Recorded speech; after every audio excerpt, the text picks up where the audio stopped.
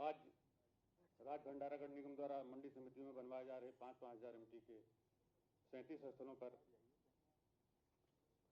के भंडार गृहों के शिलान्यास के पावन अवसर पर प्रदेश के यशस्वी मुख्यमंत्री जी का हृदय की गहराइयों से स्वागत करता हूं, अभिनंदन करता हूं, वंदन करता हूं। माननीय मुख्यमंत्री जी की कृपा से आज निगम अपनी भंडारण क्षमता में 1,85,000 एमटी की वृद्धि कर रहा है। यह माननीय मुख्यमंत्री जी की कृपा से ही संभव हो सका है। इस अवसर पर मैं माननीय सहकारिता मंत्री जी का निगम की तरफ से हार्दिक स्वागत, वंदन, अभिनंदन करता हूं, जिनकी कृपा से निगम उत्तरोत्तर ऊंचाइयों को छू रहा है। मंचासीन प्रदेश के आदरणीय मुख्य सचिव महोदय, आदरणीय एपीसी महोदय, आदरणीय अपर मुख्य सचिव माननीय मुख्यमंत्री महोदय, आदरणीय प्रमुख सचिव सहकारिता, आदरणीय एसीएस कृषि महोदय का स्वागत करता हूं, वंदन करता हूं, अभिनंदन करता हूं। एवं सामने बैठे सीएलडीएफ के चेयरमैन साहब का, पैकफेड के चेयरमैन साहब का, उपाध्यक्ष जी का और डायरेक्टर मंडी परिषद साहब का, जिनकी कृपा से आज 37 मंडियों में हमको जगह मिली है, उनका, जीएमएफसीआई साहब का और अन्य वरिष्ठ अधिकारीगणों का तथा निगम के अन्य सदस्य अधिकारियों का स्वागत करता हूं।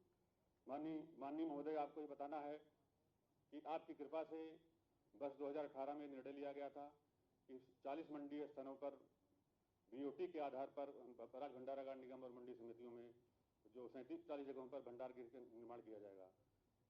सर, निगम के इतिहास में ये पहला अवसर है जब स्टेट गवर्नमेंट ने आपकी कृपा से हमको गारंटी प्राप्त हुई और इन 37 जगहों पर 3 जगहों पर सर अभी जमीन नहीं मिली है, इसलिए अभी हम लोग उनका नहीं कर पा रहे। 37 जगहों पर जमीन मिल चुकी है और उस पर जो है कार्य सर शुरू हो रहा है। इसमें सर 187 करोड़ का जो है लागत आ रही है सर। इसमें 2 निर्माण एजेंसियां हमारी सहकारिता विभाग की सीएलडीएफ और यूपीआरएनएसएस काम कर रही है सर। इसमें 25 गोडाउन जो है यूपीआरएनएसएस बना रहा है और 12 गोडाउन जो है सर सीएलडीएफ बना रहा है। महोदय, ये जो ऋण हमने लिया है ये WIF योजना के अंतर्गत आपकी गारंटी के प्राप्त होने के आधार पर मात्र बहुत ही किफायती रेट पर 2.75% रेट ऑफ इंटरेस्ट पर महोदय मिला है। और ये जो हम लोगों को सर गोडाउन मिला है, इस पर इसमें से एफसीआई के द्वारा सर 1,15,000 एमटी की हमको 10 साल की सर जो है हमको रिजर्वेशन भी मिल गया है। इसके लिए सर जीएमएफसीआई को और को बधाई मैं देता हूँ सर, धन्यवाद देता हूँ इस अवसर पर। 187 करोड़ में सर 75% का लोन वहां से नाबार्ड से मिलेगा, 25% का जो है हम अपनी धनराशि लगाएंगे और प्रत्येक जो है सर प्रत्येक गोडाउन में 75,000 एमटी का सर जो है 75 लाख रुपया जो है सेंट्रल गवर्नमेंट की एक स्कीम है सर ईसाम, इसके तहत जो है सब्सिडी भी प्राप्त होगी। इस तरह से सर ये स्कीम बहुत ही आपकी कृपा से बहुत ही जहां निगम के लिए लाभप्रद है, वहीं प्रदेश के किसानों के लिए जिनकी आय में वृद्धि होगी, उनके खाद्यान्नों का सुरक्षित भंडारण होगा और जो है हम लोग जो किसानों को लाभ पहुंचा सकेंगे।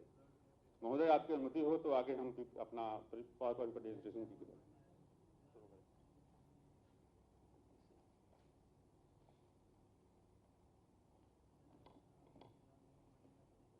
का तो इससे अतिरिक्त रहेगा जितना बोल लिया है ये तो सर इसके बारे में है। अब ये भंडारागार निगम के बारे में 2 मिनट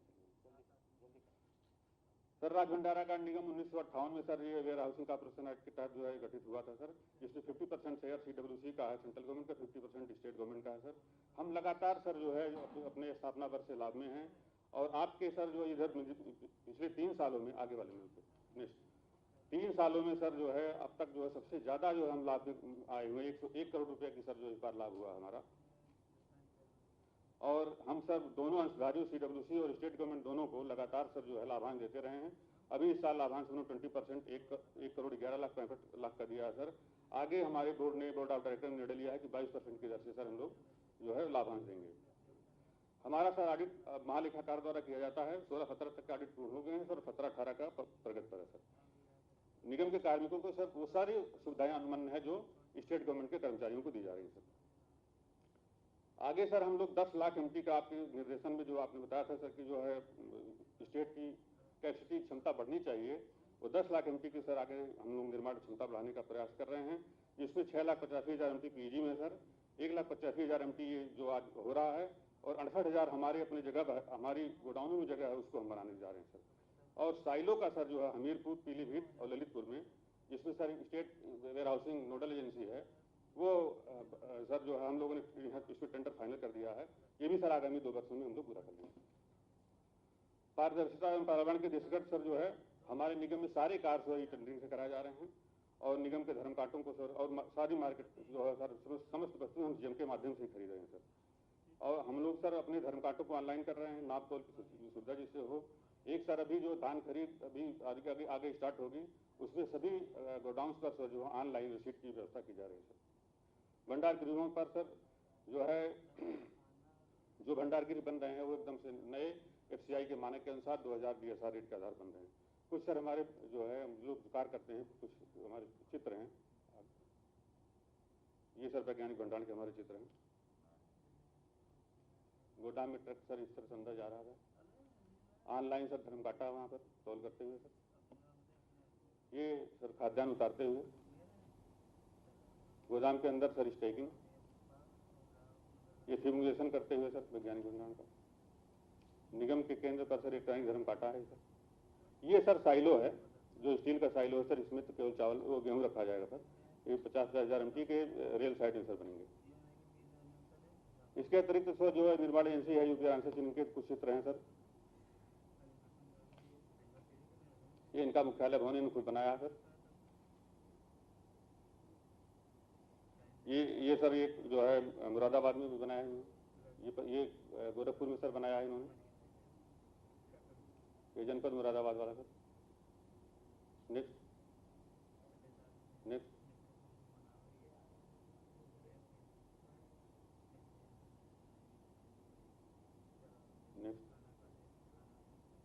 परिंदा तहसील। धन्यवाद सर, धन्यवाद।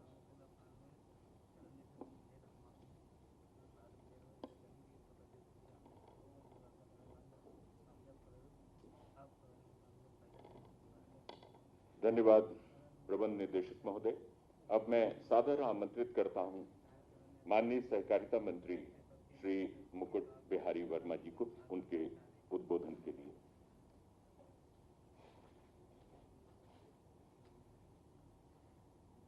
37 गोदामों के शिलान्यास के अवसर पर पूज्य योगी जी, माननीय मुख्यमंत्री जी का आज आशीर्वाद हमको प्राप्त होगा, का स्वागत है, अभिनंदन है, वंदन है। मंच पर हमारे विराजमान हैं आदरणीय श्री तिवारी जी, मुख्य सचिव उत्तर प्रदेश सरकार, आदरणीय आलोक सिन्हा जी, कृषि उत्पादन आयुक्त, आदरणीय श्री देवेश चतुर्वेदी जी, अपर मुख्य सचिव कृषि और विपणन, आदरणीय श्री भुवनेश कुमार जी, प्रमुख सचिव सहकारिता, और जिनका आशीर्वाद मंडी परिषद के निदेशक के नाते मिला है, आदरणीय JP सिंह जी, हमारे टैक्स फेड के अध्यक्ष और उपाध्यक्ष जी, लैग फेड के अध्यक्ष जी, आप सबका स्वागत है, अभिनंदन है, वंदन है। सभी अधिकारीगण, सभी कर्मचारी बंधु, आज का ये शुभ अवसर ऐसा है जब हम किसानों के लिए कुछ कर सकते हैं। जो केंद्र सरकार और प्रदेश सरकार की सोच है 2022 तक किसानों की आय को दुगनी करने का, उसी कदम में एक कदम हम बढ़ चले हैं, ऐसा ही अवसर है। पूज्य योगी जी, आपके मन में एक योगी के नाते जो वेदना है वह दिखाई पड़ी है इस कोविड-19 के कोरोना महामारी के समय। हमारे प्रदेश के तमाम मजदूर जो बाहर थे लॉकडाउन के समय, जिनकी नौकरियां चली गई थी, जो बेहाल थे, आपकी दयालुता ने, आपकी चतुराई ने वह सारे काम तुरंत करके दिखाए। उन बेहाल लोगों को आपने वाहन दिया, आपने भोजन दिया, आपने साधन दिया, आपने नौकरी दी, आपने पैसा दिया, आपने काम दिया। और यह वह अद्वितीय था कि जिसको केवल देश के प्रदेशों ने उदाहरण नहीं माना, आप मानकर चलें इन्हीं उदाहरणों की सराहना दुनिया के भी तमाम देशों ने किया है। यह कीर्तिमान आपके करकमलों के द्वारा, आपके नेतृत्व में, आपकी सरकार के द्वारा संपन्न हुआ है। इसलिए मैं उन सब कदमों को भूरि भूरि उनकी प्रशंसा करता हूं और प्रणाम करता हूं। मान्यवर, इस समय लॉकडाउन में जब सारे उद्योग बंद हो गए थे, तब एक ही उद्योग था जो काम कर रहा था, वो था कृषि उद्योग। हम जानते हैं कि कृषि उद्योग, ये अन्नदाता जब ये प्रसन्न रहता है तो एक चीज की गारंटी रहती है कि कोई भूखा नहीं रहेगा। मैं इसके लिए आपको, कृषि विभाग को, सहकारिता विभाग को, इन सब को मैं बधाई दूंगा, धन्यवाद दूंगा कि इन्होंने उन किसानों के सामने कोई संकट नहीं आने दिया, न खाद का, न बीज का, और न उनके उत्पाद जो तैयार हुई उसकी मार्केटिंग की। आप ध्यान करें कि उस समय वही एक समय था जिस समय किसानों का गेहूं तैयार था, लेकिन आपके नेतृत्व में किसानों को कहीं एहसास नहीं हुआ कि उनके उत्पाद को मार्केट नहीं मिलेगा। मार्केट मिला और अच्छा मार्केट मिला। उसका ही परिणाम है कि किसान इस दिशा में भी प्रसन्न है। साथ ही साथ उसको खाद, बीज, उपकरण ये सब समय से उपलब्ध हुए। उसका परिणाम है कि उसने अपनी खेती इतनी विकसित की कि गत वर्ष जितना उसने खेती किया था उससे ज्यादा इस बार करके दिखाया है। कभी भी हमने किसी भी प्रकार का, आपकी सरकार ने किसी प्रकार का संकट आने नहीं दिया। यूरिया की समस्या आज भी नहीं है। जो स्थिति है वो जितना हमने 18 अगस्त तक दिया था उसका 1.25 गुना हम दे चुके हैं, और उसके बाद हमारी प्री पोजिशनिंग में इतनी रखी है कि कहीं भी कोई संकट रंच मात्र का भी नहीं है। मान्यवर, इन्हीं सारे स्थितियों में जब लॉकडाउन में तमाम लोगों के काम बंद थे तो सरकार के तमाम विभाग हैं जो अनवरत 24 घंटा परिश्रम कर रहे थे। उनमें से ही एक विभाग है भंडारण। हमारे खाते में वस्तुओं का आना और निर्गत होना, यह 2 काम था। सामान्य रूप से हम एक वर्ष में 50-60 लाख मैट्रिक टन अनाज की आवक होती है और 50-60 लाख मैट्रिक टन अनाज की निकासी होती है। लेकिन इस कोरोना कार्यकाल में हमने 42 लाख मैट्रिक टन से अधिक हमारी अनाज की आवक हुई है और 41 लाख मैट्रिक टन से अधिक हमारी निकासी हुई है। वो इस बात की द्योतक है कि इस लॉकडाउन के सारे प्रतिबंधों को किनारे रखकर कर्मचारियों ने, निगम के लोगों ने अनवरत परिश्रम किया है। वो धन्यवाद के पात्र हैं कि इन कठिनाई में वो लगातार बराबर कुछ न कुछ करते रहे। बुझवर, आपके इन्हीं सब का परिणाम है कि आज हमें कह सकते हैं कि किसान की आय दुगनी होने की जब चर्चा होती है, केंद्र सरकार और प्रदेश सरकार दोनों इसके लिए प्रयत्नशील हैं। तो हमारा जो भंडारागार निगम है, यह भी एक गिलहरी की तरह थोड़ा बहुत उसमें उपक्रम करता है। इस समय तक 9 गोदाम हमारे 67,000 मैट्रिक टन से अधिक अनाज किसानों का संरक्षित किए हुए हैं। किसान उत्पादन तो कर रहा है, अच्छा उत्पादन कर रहा है, उत्पादन बढ़ रहा है, लेकिन उसको रखरखाव की कठिनाई है। रखरखाव की कठिनाई को दूर करने के लिए हमारा भंडारण निगम उसके लिए प्रयत्नशील है। और जिन 9 गोदामों में अनाजों को रखा है उसके साथ शर्तें भी बड़ी विचित्र हैं। हम सामान्य शुल्क जो दूसरों से लेते हैं उनसे 30% कम ले रहे हैं। साथ ही साथ उसका रखरखाव, उसका दवा पानी, उसकी सुरक्षा और उसका LIC, उसका ये हम अपनी गारंटी लेते हैं। उसको एक पावती मिलती है, जिस पावती पर जो मूल्य निर्धारित है उस मूल्य का 90% वो किसी भी बैंक से उठा सकता है।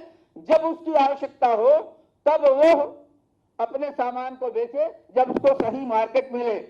मान्यवर, जो आज पुण्य कार्य आपके हाथों होने जा रहा है, यह भी उसी उपक्रम का एक पार्ट होगा, उसी का एक हिस्सा होगा।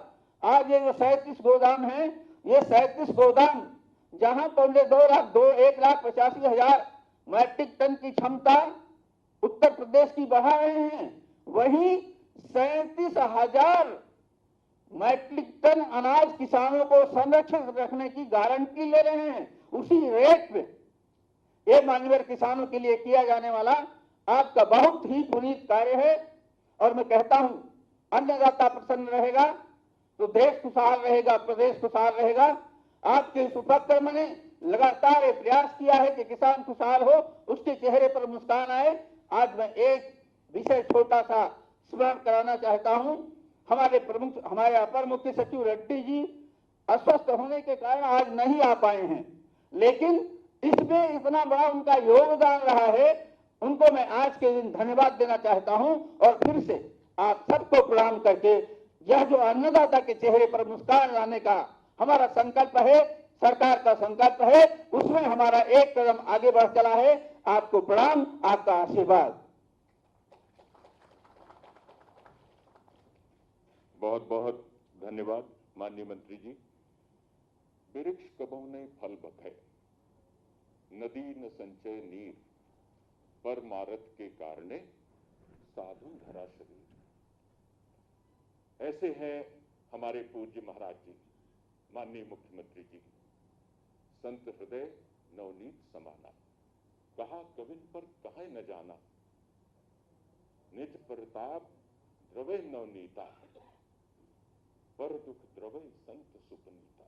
ऐसे हमारे संत जो जन कल्याण, लोक मंगल, जिनके हृदय में, मस्तिष्क में, जिनके एजेंडे पर रहता है।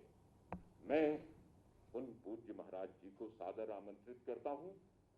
बटन दबाकर वो उद्घाटन करें, शिलान्यास करेंगे और उसके बाद आशीर्वचन देंगे। माननीय मुख्यमंत्री।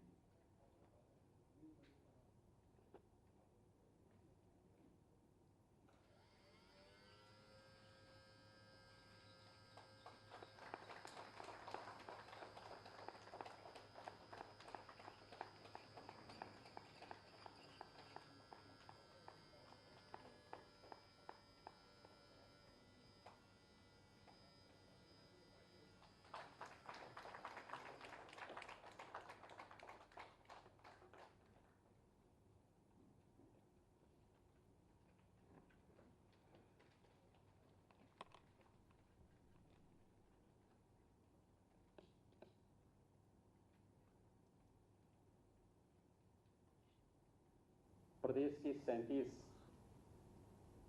मंडियों में 5-5 हजार मीट्रिक टन के भंडार गृहों के शिलान्यास के लिए आयोजित आज के इस कार्यक्रम में उपस्थित प्रदेश के सहकारिता मंत्री श्री मुकुट बिहारी वर्मा जी, मुख्य सचिव श्री आर के तिवारी जी, कृषि उत्पादन के आयुक्त श्री आलोक सिन्हा जी, अपर मुख्य सचिव कृषि श्री देवेश चतुर्वेदी जी, अपर मुख्य सचिव मुख्यमंत्री कार्यालय श्री एस.सी. गोयल जी, प्रमुख सचिव सहकारिता श्री भुवनेश कुमार जी, सहकारिता और मंडी से जुड़े हुए सभी अधिकारीगण, विभिन्न निगमों और बोर्डों से जुड़े हुए हमारे अध्यक्ष और अन्य पदाधिकारीगण,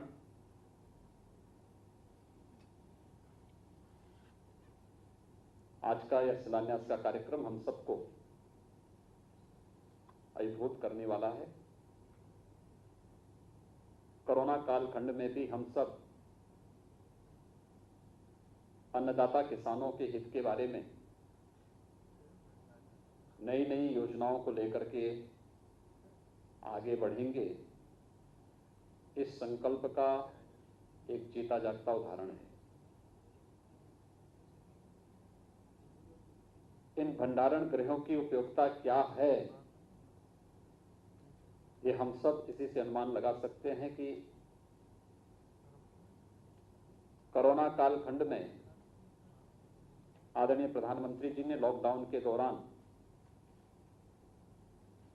प्रधानमंत्री पैकेज की घोषणा की थी और पीएम पैकेज में 1 लाख करोड़ कृषि इंफ्रास्ट्रक्चर के डेवलपमेंट के लिए ही उन्होंने सुनिश्चित किया।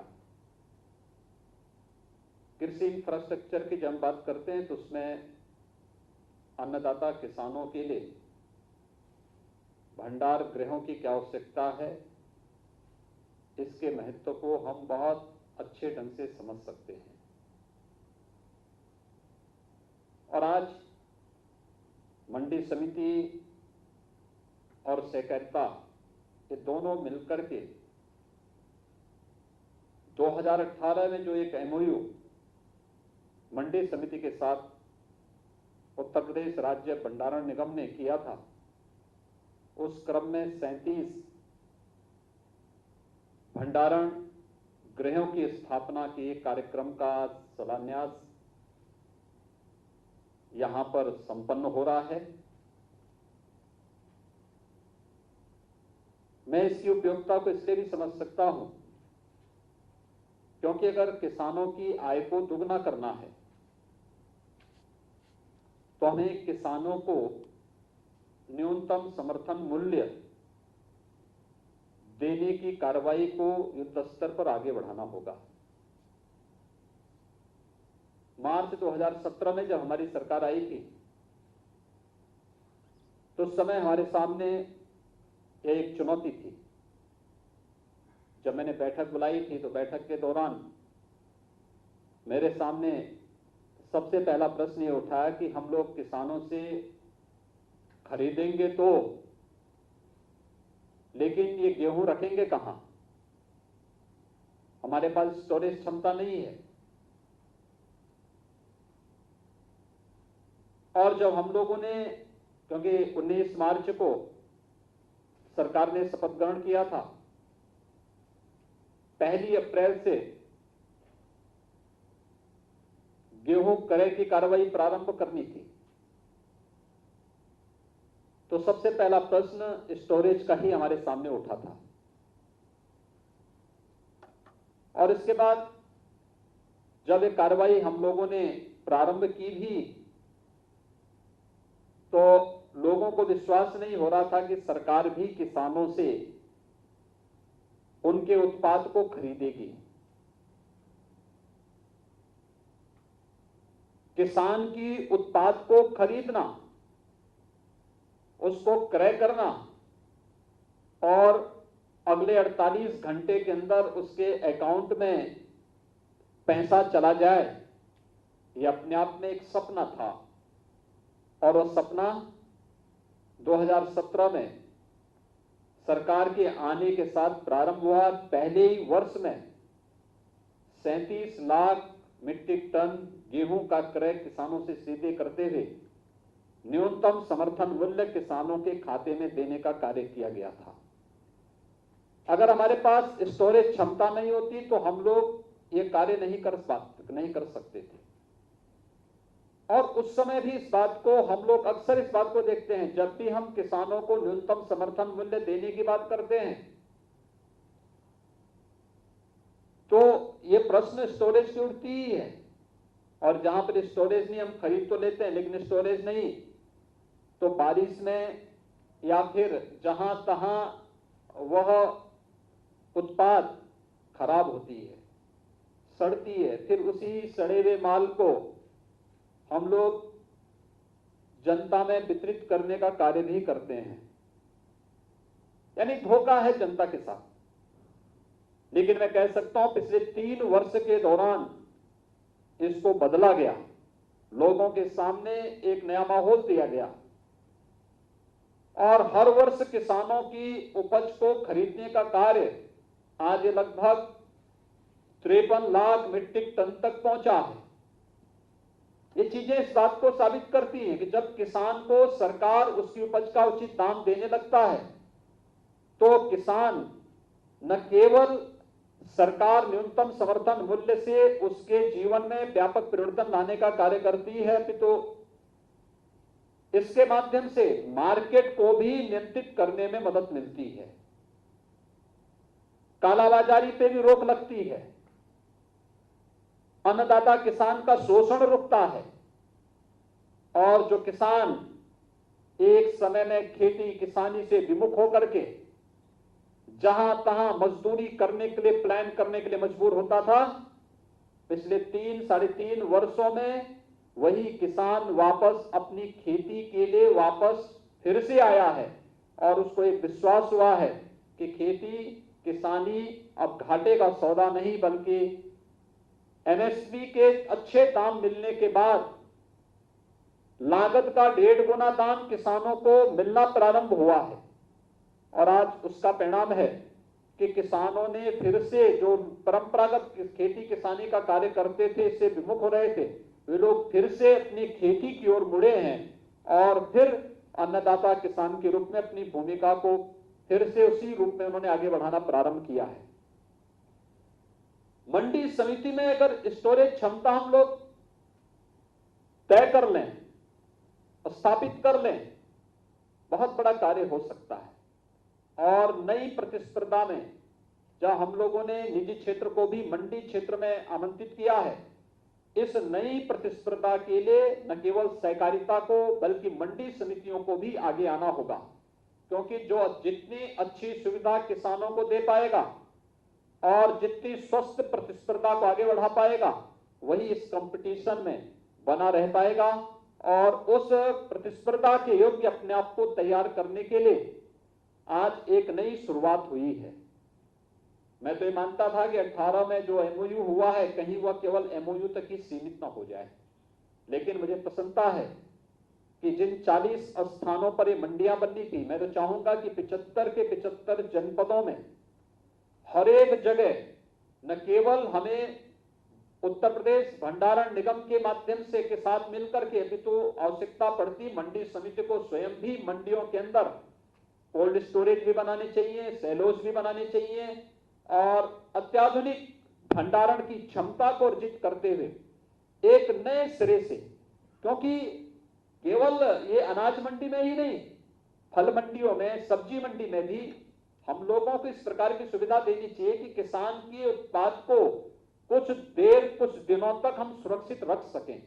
नहीं तो किसान के सामने समस्या क्या आती थी, जैसे इस बार हम लोग लॉकडाउन के दौरान देख रहे थे कि फूलों की खेती करने वाला किसान अपने को ठगा हुआ महसूस कर रहा था और उसको लगता था, बहुत सारे किसानों ने अपने खेतों में ही फूलों को छोड़ दिया, लेकिन अगर हमने उसको स्टोरेज करने की क्षमता मंडियों में दी होती तो वह उसको ला करके रखता, डिमांड होने पर देता, और कहीं डिमांड नहीं होता तो उससे कम से कम इत्र और अगरबत्ती बनाने का कार्य उसके माध्यम से कर सकता था। हमें एक नई सोच देनी पड़ेगी और इस दिशा में हमें अभी से प्रयास करना प्रारंभ करना पड़ेगा। देश और दुनिया में जो कुछ भी अच्छा है, जहां कहीं भी अलग अलग प्रदेशों में, अलग अलग क्षेत्रों में और दुनिया के भी अलग अलग देशों में किसानों के हित के लिए कुछ नए काम हुए होंगे। आपके यहां भी अलग अलग जनपदों में आप जाएंगे तो किसानों के लिए लोगों ने अलग अलग स्थानों पर अलग अलग कार्य प्रारंभ किए हैं। अगर ये कार्य हम लोग भी मंडियों के माध्यम से एक बार प्रारंभ कर सकें, कृषि विज्ञान केंद्रों के माध्यम से कर सकें, हर गांव पंचायत में भी हम लोग एसएचजी को भी आगे करके स्टोरेज की क्षमता को उस ग्राम पंचायत के अंदर ही विकसित करने की कार्रवाई कर सकेंगे, अंततः इसका लाभ एक सामान्य जन को तो होगा ही, किसान इससे लाभान्वित होगा। और कालाबाजारी, जैसे कालाबाजारी की शिकायत आपको अक्सर देखने को मिलती है, लॉकडाउन के दौरान पहले चरण में कार्रवाई कर दी गई, कहीं भी कालाबाजारी की शिकायत नहीं आई।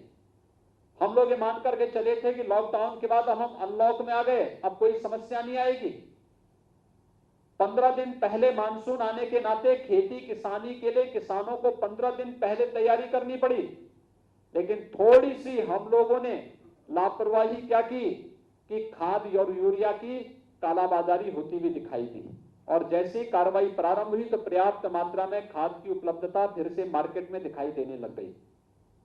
यानी कहीं ना कहीं शासन की और प्रशासन की एक हनक दिखनी चाहिए और उसको उन लोगों तक जो कालाबाजारी के माध्यम से जनता का शोषण करना चाहते हैं, किसानों का शोषण करना चाहते हैं, उन पर कहीं ना कहीं लगाम कसने की कार्रवाई हर स्तर पर होनी ही चाहिए।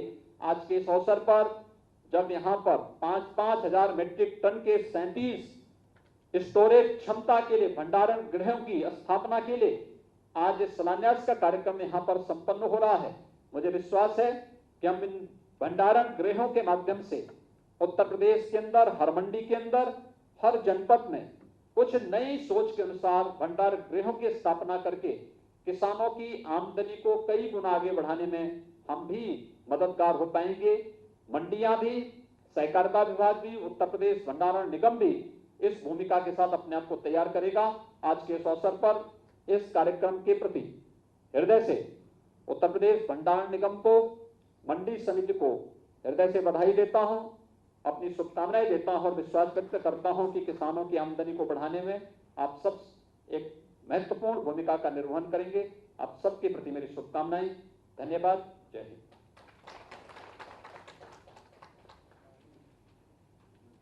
बहुत बहुत साधुवाद माननीय मुख्यमंत्री जी को।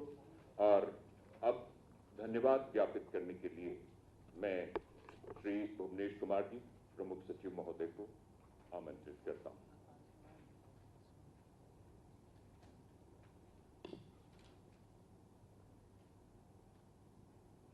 आज दिनांक 25 अगस्त 2020 को प्रदेश के 37 मंडी स्थलों में 5-5 हजार मेट्रिक टन क्षमता के गोदामों का शिलान्यास परमादरणीय माननीय मुख्यमंत्री जी के कर कमलों से संपन्न हुआ।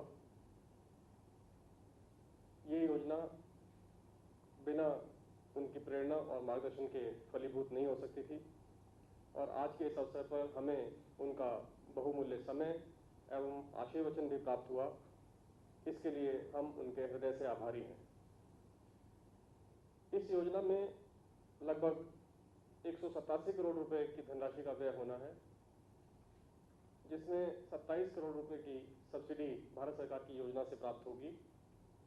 75% ऋण नाबार्ड की WIF योजना से प्राप्त होगा और ये सब तभी संभव हो पाया जब आदरणीय मुख्य सचिव महोदय, आदरणीय कृषि उत्पादन आयुक्त महोदय, सम्मानित अपर मुख्य सचिव वित्त, उनका समर्थन मिला और अपर मुख्य सचिव सहकारिता विभाग, उन्होंने इसके लिए निरंतर अथक प्रयास किया और उसी कारण ये संपन्न हो सका। मैं इन सभी महानुभावों को विभाग की ओर से बहुत बहुत हार्दिक धन्यवाद देता हूं कि इस योजना में उनका योगदान रहा। ये योजना बिना कृषि विपणन विभाग के सहयोग के संभव नहीं हो सकती थी, क्योंकि भूमि उन्होंने उपलब्ध कराई है। 40 स्थानों में से 37 स्थानों की भूमि उन्होंने उपलब्ध करा दी है और उसी भूमि पर ये 5-5 हजार मेट्रिक टन क्षमता के गोदाम निर्मित होंगे, जिससे किसानों को लाभ होगा और किसी न किसी स्टेज पर मंडी परिषद के माध्यम से पुनः किसानों को भी लाभ प्राप्त होगा। मैं इसलिए अपर मुख्य सचिव कृषि विपणन एवं निदेशक मंडी परिषद को इसके लिए बहुत बहुत धन्यवाद देता हूं। हमारे इन सभी कार्यक्रमों का प्रचार प्रसार सूचना विभाग द्वारा किया जाता है। मैं इस अवसर पर उपस्थित अपर मुख्य सचिव सूचना विभाग एवं निदेशक सूचना को भी धन्यवाद देता हूं कि इन कार्यक्रमों के संबंध में किसानों तक उनको पहुंचाते हैं। बिना मुख्यमंत्री कार्यालय के सहयोग के कोई भी योजना संभव नहीं हो पाती है। हमारे कार्यक्रम में उपस्थित आने के लिए और इस कार्यक्रम की गरिमा बढ़ाने के लिए मैं अपर मुख्य सचिव माननीय मुख्यमंत्री जी को भी हृदय से धन्यवाद देता हूं। इन योजनाओं को पूरा करने के लिए विभाग की जो 2 कार्यदायी संस्थाएं हैं, यूपी RNSS और यूपी CLDF, वो इन कार्यों को वास्तविक मूर्त रूप प्रदान करेंगे। मैं यहाँ उपस्थित उनके माननीय अध्यक्ष यूपी RNSS, माननीय अध्यक्ष यूपी CLDF और दोनों संस्थाओं के प्रबंध निदेशक को अपने विभाग की ओर से, अपनी ओर से बहुत बहुत धन्यवाद देता हूँ। इस कार्यक्रम में उपस्थित आए PCF के प्रबंध निदेशक,